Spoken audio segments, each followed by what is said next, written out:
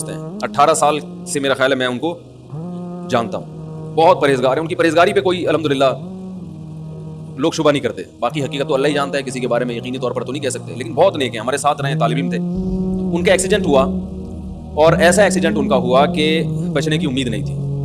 Hospital میں, آغا Khan hospital میں admit ہوئے, 60 بوتلیں خون کی چڑھی ہیں ان کو, 60. ڈاکٹروں نے جواب دے دیا تھا کہ یہ بچنے والے نہیں ہیں, اس لیے کہ انہوں نے بعد میں پتا چلا, وہ کہہ رہے تھے ان پہ اتنا خرچہ آئے گا کہ آپ لوگ افورڈ نہیں کر سکتے اس کو. تو خیر وہ خرچہ ہوا, اور 60 بوتلیں ان کے پہ خون کی چڑھی ہیں. خرچہ اسی سے لیا کہ جنہوں نے ایکسیڈنٹ کیا تھا نا, وہ ایکسیڈنٹ بھی کیسے ہوا تھا, تو وہ ان کے 60 بوتلیں چڑھی خون کی, تو بالکل مرنے لگے تھے. تو انہوں نے مجھے اپنا واقعہ خود سنایا. کہتے ہیں کہ میرے ساتھ یہ منظر ہوا کہ جب مجھے ہاسپٹل میں لایا گیا تو بالکل ہی بلڈ نکل چکا تھا. بعض لوگ تو یہ سمجھ رہے تھے ایکسپائر ہو چکے ہیں, جان نکل گئی ان کی. اب خود سوچو 60 بوتلیں جس کو چڑھی ہوں گی, کیا بچا ہوگا خون. تو کہتے ہیں میں نے یہ دیکھا کہ میں لیٹا ہوا ہوں اور میرے ارد گرد میرے رشتے دار کھڑے ہوئے, وہ کھڑے ہوئے تھے حقیقت میں بھی, ان کی والدہ بھائی وغیرہ. کہتے ہیں میں نے یہ منظر اپنی آنکھوں سے دیکھا کہ چھت کھلی ہے اور ایک سفید لباس میں ایک بہت خوبصورت فرشتہ آیا ہے انسانی شکل میں. تو میں اپنے رشتے داروں سے چیخ چیخ کے کہہ رہا ہوں کہ یہ میرے نلکیاں نکال دو, میری موت کا وقت آ چکا ہے. میں چیخ رہا ہوں لیکن میری آواز وہ سن نہیں رہے. ایک کیفیت انسان کی ایسی ہوتی ہے کہ جب وہ نیند اور جاگتی حالت کے درمیان میں ہوتا ہے, بالکل بٹوین میں. مجھے پتا ہے اس موقع پہ بٹوین کا لفظ استعمال نہیں کرتے ہیں, اس پہ کلپ آ جائے گا, ان کو اتنی بھی انگلش نہیں آتی. یہ میں ویسے ہی تھوڑے سے چٹنی کباب کے طور پر ایسے لفظ استعمال کرتا ہوں. وہ مجھے لوگ کہہ رہے ہوتے ہیں نا, میں درمیان میں رکھ دو, کہتے ہیں یار کیا مطلب, میں بالکل بٹوین میں رکھ دو لے جا کے, ٹھیک ہے. تو وہ جو ہے, وہ کہتے ہیں کہ میں بتا رہا تھا کہ ایک حالت ہوتی ہے انسان کی, جاگتی حالت اور خواب کے درمیان میں, جہاں وہ کچھ خواب بھی دیکھ رہا ہوتا ہے اور کچھ اس زندگی سے بھی اس کا تعلق ہوتا ہے. تبھی آپ اس سے کچھ بات پوچھیں گے تو وہ جواب دے گا, مگر الٹے سیدھے جواب دے گا. غنودگی میں نا جواب دینا اس کی علامت ہے کہ وہ آپ کے سوال کو سن رہا ہے, اور غلط جواب دینا اس کی علامت ہے کہ آدھا یہاں ہے آدھا کہیں اور ہے. ایسا ہوتا ہے نا غنودگی میں. تو بیائی نہیں, اسی طرح ہمیں قرآن و سنت سے پتا چلتا ہے کہ انسان کے جب مرنے کا وقت آتا ہے تو ایک کنڈیشن تو یہ ہے کہ پورا اس دنیا میں, ایک کنڈیشن ہے پورا برزخ میں, اور ایک درمیانی کنڈیشن ہوتی ہے جس میں آدھا ادھر ہوتا ہے اور آدھا برزخ میں. یہ سب پر آتی ہے کنڈیشن. یہ وہ وقت ہے جب توبہ قبول نہیں ہوتی. یہ جو قرآن میں آتا ہے نا کہ کیونکہ توبہ قرآن میں آتا ہے اور حدیث میں بھی آتا ہے کہ اس وقت توبہ قبول نہیں ہوتی. حالانکہ اب یہ توبہ قبول ہونا نہ ہونے کی یہ لفظ اس کی علامت ہے کہ کچھ دنیا میں بھی ہے, کیونکہ برزخ میں تو بہرحال توبہ قبول نہیں ہوتی نا. تو پتہ چلا ابھی توبہ کا آپشن ہے اس کے پاس, یعنی آپشن کا مطلب توبہ پر قدرت ہے, کیونکہ ابھی تھوڑا سا اس دنیا میں یہ موجود ہے, لیکن کچھ وہاں جھانکنا شروع کر دیا اس نے.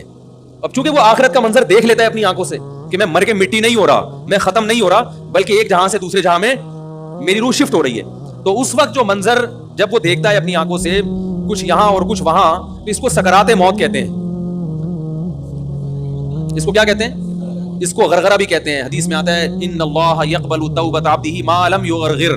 جب روح اٹکنے لگتی ہے نا اس وقت تک اللہ بندے کی توبہ قبول کرتے ہیں, اس وقت نہیں کرتے پھر, کیونکہ اب یہ ایمان غیب کا نہیں رہا, اب یہ دیکھ لیا انسان نے. اب وہ سارے اس کے دلائل جو ہے نا کہ میری عقل نہیں مانتی, مجھے اللہ نظر نہیں آتا, اور مجھے تو فرشتے نظر نہیں آتے, آج تک سائنسدانوں نے کوئی لیبارٹری میں فرشتہ دریافت کیوں نہیں کیا, یہ ساری اس کی بحثیں کیا ہو جاتی ہیں, یہاں ختم ہو جاتی ہیں, اللہ اس کو دکھا دیتے ہیں. تو وہ کہتے ہیں کہ میں نے دیکھا کہ اس کنڈیشن میں ہوں میں, اور میں نے دیکھا کہ چھت کھلی ہے, میں چیخ رہا ہوں کہ بھائی ہٹ جاؤ, میری موت کا وقت آ گیا, یہ نلکیاں نکال دو. کیوں؟ اور وہ فرشتہ قریب آتا جا رہا ہے. کہہ رہے وہ قریب آتے آتے آتے آتے اس میں خوشبوئیں, بڑا خوبصورت اس کا چہرہ, بڑا نورانی اس کا سفید لباس اس کا. تو کہہ رہے اب دیکھو دینداری ہے نا, تو ہر وقت اللہ کی رضا کی فکر کہ اس موقع پر کیا کرنا ہے. کہہ رہے میں سوچ رہا اس موقع پر نبی کی کیا سنت ہے. تو فوراً خیال آیا نبی صلی اللہ علیہ وسلم نے آخری عمل جو کیا تھا وہ مسواک کا کیا تھا. دیکھو اسلام میں صفائی کی کیا ویلیو ہے یار, دنیا سے جانے سے پہلے دانت صاف کر کے جا رہے ہیں بھائی. میں صفائی کی بات کر رہا تھا. تو انہوں نے کہا کہ کہتے ہیں میں نے کہا کہ بھائی فوراً کیا چاہیے, مسواک, تاکہ اب فرشتے کے یہاں تک پہنچنے سے پہلے میں کیا کر لوں, نبی صلی اللہ علیہ وسلم کی سنت زندہ کر لوں, مسواک کر لوں. تو وہ کہہ رہے میں چیخ رہا ہوں کوئی مجھے مسواک نہیں دے رہا. وہ فرشتہ آیا آتے آتے کہہ رہے میں اس کی ناک میری ناک کے بالکل قریب پہنچ گئی, بالکل ابھی ٹچ ہونے والی تھی کہ اس نے ایسے نیگیٹو میں سر ہلانا شروع کر دیا, نہیں ہوتے ہوتے ریورس ہو گیا, وہ چلا گیا. اور کہہ رہے میں ہوش میں آ گیا. یعنی ہوش کا مطلب میرے حواس مکمل کیا ہو گئے, بحال ہو گئے. تو اور بھی بہت لوگوں کے ساتھ واقعات ہوئے ہیں. ہماری نانی اس طرح کا ایک واقعہ سنایا کرتی تھی. تو بہت لوگوں کے ساتھ ممکن ہے یہ دماغی تخیل ہو, عین ممکن ہے, لیکن ہمیں جو شریعت نے جو بتایا وہ بالکل اسی طرح بتایا کہ ایسا ہوتا ہے. ان کے ساتھ سچی مچی میں ہوا ہے یا ان کو دماغ میں خلل ہوا تھا یہ مجھے معلوم نہیں, لیکن یہ بھی تو ممکن ہے کہ یہ حقیقی واقعہ ہو, کیونکہ جب ایک چیز شریعت نے بتائی ہے کہ ایسا ہوتا ہے تو بھائی اگر کسی کے ساتھ ہو رہا ہے تو بلا وجہ اس کا انکار کرنے کی ضرورت نہیں ہے. جیسے شریعت نے بتایا قبر کا عذاب ہوتا ہے, بعض دفعہ وہ عذاب اللہ دنیا میں دکھا دیتے ہیں. اب اگر کوئی شخص کہہ رہا ہے میں نے اس عذاب کو اپنی آنکھوں سے دیکھا ہے, آپ اس کا مذاق اڑانا شروع کر دو, اور وہ آدمی بھی قابل اعتماد ہو. عین ممکن ہے وہ نہ دیکھا ہو, اس کا دماغی تخیل ہو, لیکن یہ بھی تو پاسبل ہے کہ دیکھا ہو. ہمارے ایک دوست نے ایک واقعہ سنایا تھا قبر کے عذاب کا, مجھے یقین نہیں تھا, میں نے کہا ایسا نہ ہو ان کے دماغ میں تخیل ہو, تو میں نے اس کی تصدیق کروائی اس علاقے میں, اس گاؤں میں, اور لوگوں کو کال کر کے پوچھی ایسا ہوا, انہوں نے کہا ایسا ہوا ہے. پھر مجھے یقین آیا, وہ قبر بار بار نا اس کو نکال کے باہر پھینک دیتی تھی, بندے کو ڈالتے تھے قبر میں. اس نے بہت سے علماء شہید کروائے تھے نالائق نے. اس کا جرم یہ تھا کہ وہ مخبریاں کر کر کے نا علماء کو قتل کرواتا تھا. اس مخبر کے ساتھ ایسا ہوا اس گاؤں میں, جب اس کو دفنایا ہے تو چلیں اب بات آئی گئی ہے تو پورا واقعہ سنا دوں. تو وہ جنہوں نے دفنایا نا, وہ ان سے میرا بھی تعلق تھا, میرے بیان سنتے تھے, تو مجھے آگے انہوں نے واقعہ سنایا کہ ایسا کوئی مخبر تھا جو علماء کو شہید کرواتا تھا مخبریاں کر کر کے. تو جب اس کو دفنایا, کہہ رہے ہیں اس کے والد میرے پاس آئے, ہم لوگ کے پاس آئے, انہوں نے کہا کہ بھائی میں جب صبح جاتا ہوں تو میرے بچے کی جو لاش ہے نا وہ قبر سے باہر پڑی ہوئی ہوتی ہے, تو میں بڑا پریشان ہوں, کیا کروں. تو ہم پھر دفن کرتے ہیں تو اچھا قبر بالکل صحیح ہوتی ہے اوپر سے, اور وہ بندہ باہر ہوتا ہے, وہ دوبارہ بند ہو جاتی ہے قبر. تو ہم بڑے پریشان ہیں, کیا کریں, یہ کوئی شخص شرارت کر رہا ہے. کہہ رہے ہیں, ہم نے کہا بھائی ہم تو نہیں کر رہے شرارت. کہا تو اگر دوسرا ہم شرارت کوئی کر بھی رہا ہوتا تو قبر کو خود ہی بھی تو ہونا. تو انہوں نے کہا, پھر یہ مشورہ انہوں نے ان کو دیا کہ تم ایسا کرو, لڑکا جو قتل ہوا, جو مرا تھا نا, جو قبر میں تھا, جس کی لاش باہر, نوجوان تھا, وہ بڑا مخبر آدمی تھا, وہاں کے گاؤں کے لوگوں نے بتایا. تو اس کی لاش جب باہر پڑی ہوتی تو باپ اور بھائی کو لوگوں نے مشورہ دیا اس لڑکے کے کہ تم لوگ رات کو قبرستان میں جا کے بیٹھ جاؤ, پہرا دو کہ کون آتا ہے نکال کے جاتا ہے اور قبر کو پیک کر کے چلا جاتا ہے.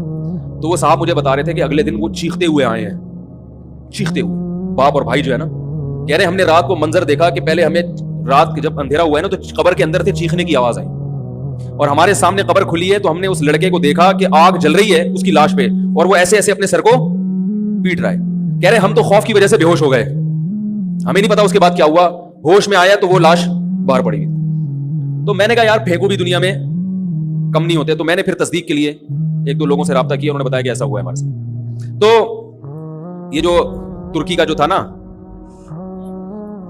عطا ترک, وہ مصطفیٰ کمال کو میں اکثر بیچارے کو کمال عطا ترک جو ہے نا, تو وہ غلطی سے کئی دفعہ میں نے کمال عطا ترک کے چکر میں مصطفیٰ کمال کا واقعہ بیان کر دیا. وہ مصطفیٰ کمال کا نہیں ہے, وہ کمال عطا ترک ہے. تو بھائی مصطفیٰ کمال اگر سن رہے ہو تو پیش کی معذرت.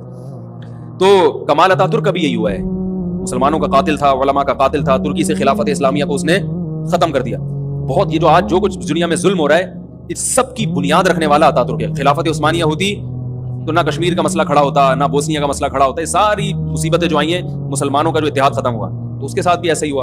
اس کو جب قبر میں دفنایا, قبر نے باہر پھینک دیا, نتیجہ یہی نکلا کہ اس کی قبر زمین کے اوپر ہے.